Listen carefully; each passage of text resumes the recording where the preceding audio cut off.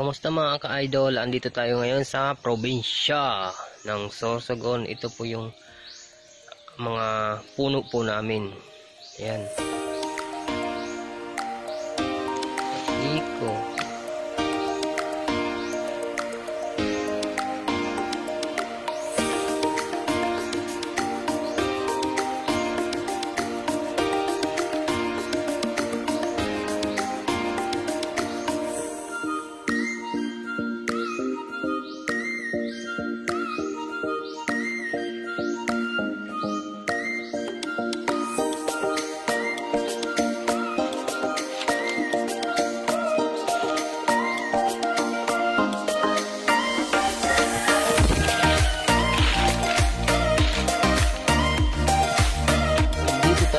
Sa mga puno ng mga kahoy.